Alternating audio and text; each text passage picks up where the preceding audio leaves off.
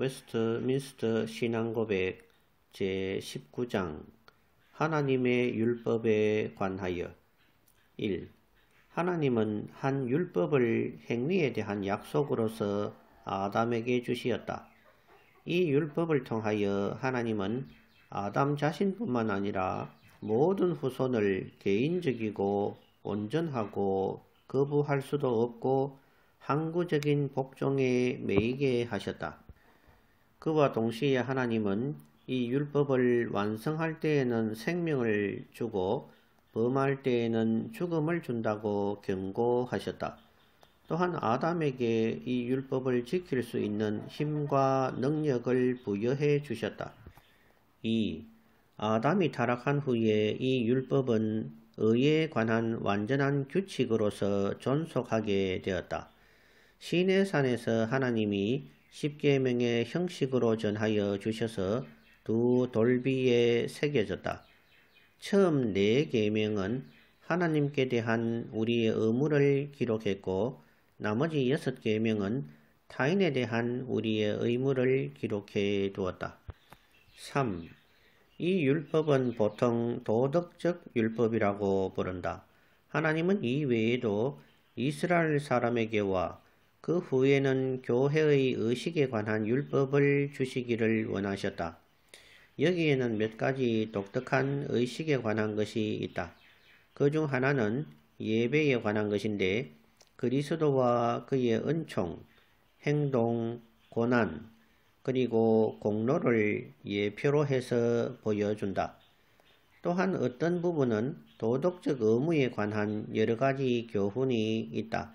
모든 의식에 관한 율법은 신약 성경 시대에 있어서는 폐기되었다.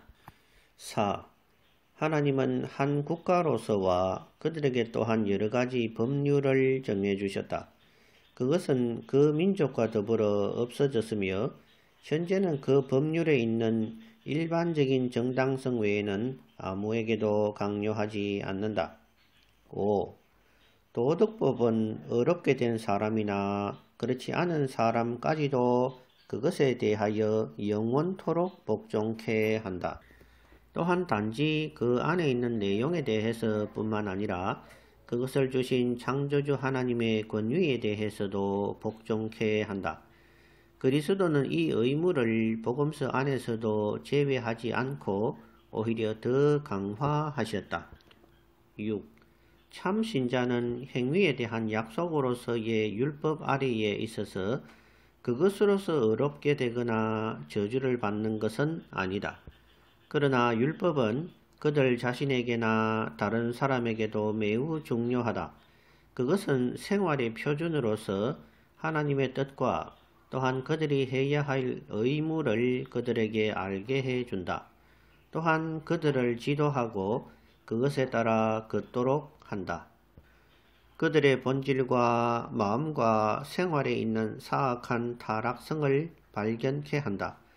따라서 그들은 율법에 따라 자신을 반성해서 그것에 대한 신뢰감을 가지고 겸손하게 되고 또한 죄에 대한 정오감을 가질 수 있게 된다.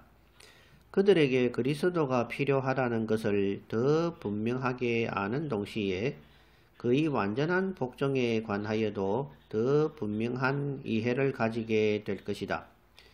그것은 또한 중생한 자들이 율법이 죄를 금하고 있는 데에 따라서 그들의 부패성을 막는 데 사용된다.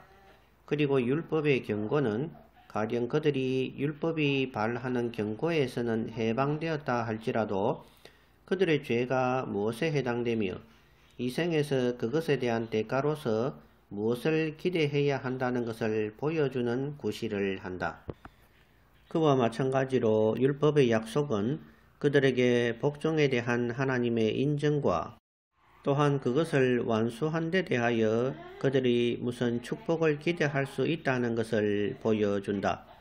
그러나 그것은 율법을 행위에 대한 약속으로 그들이 지켰다고 해서 그들에게 주는 보상이 아니다.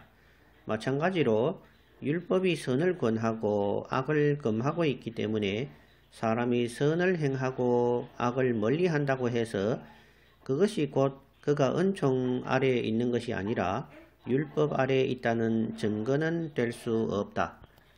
7. 상기한 바와 같은 율법의 사용법은 복음의 은총에 반대되는 것이 아니라 오히려 그것에 잘 따르는 것이다. 그리스도의 영은 인간의 의지를 억제하고 자유롭고 기쁜 마음으로 그것을 행할 수 있게 해서 율법 안에서 계시된 하나님의 뜻이 이루어지기를 요구하신다.